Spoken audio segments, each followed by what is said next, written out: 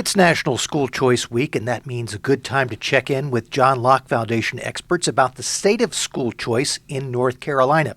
Dr. Terry Stoops is director of the Center for Effective Education at the John Locke Foundation. And Terry, we're going to talk to you about charter schools. First of all, what's your assessment of the state of public charter schools in North Carolina today?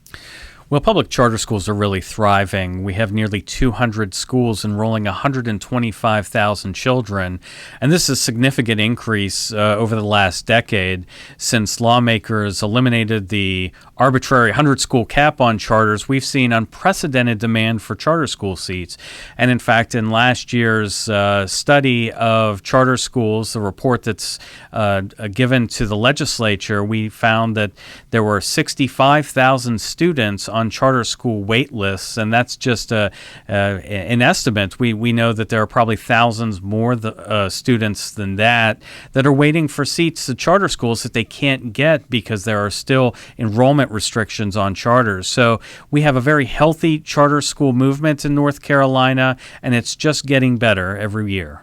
What do you see happening in the next year or the next couple of years?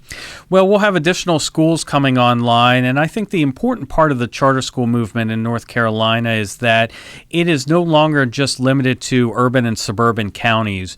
We're really starting to see the school choice movement and the charter school movement pick up in rural and low-income communities, specifically schools that are reaching out to students that have been ill-served by their district schools. And so we're seeing not only a change in where charter schools are located, but charter schools with different focuses.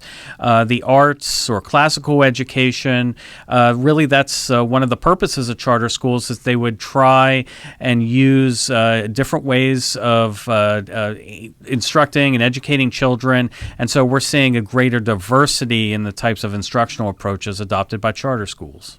As charter schools move forward, you're going to have a front row seat. Tell us about your new role and what you hope to do in that role.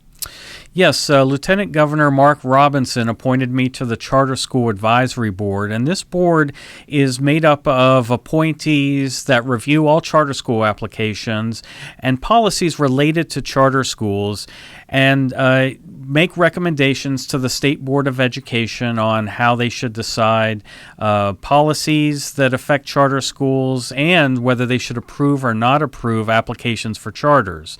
The State Board of Education continues to be the main body that oversees charter schools in North Carolina, but because the charter school movement is so large in the state, they need help from experts that can look at these policies, look at these applicants, and determine whether they meet the needs of North Carolina and meet the requirements laid out in state law, and give them the recommendations that they need in order to decide how to move forward in charter school policy and approval.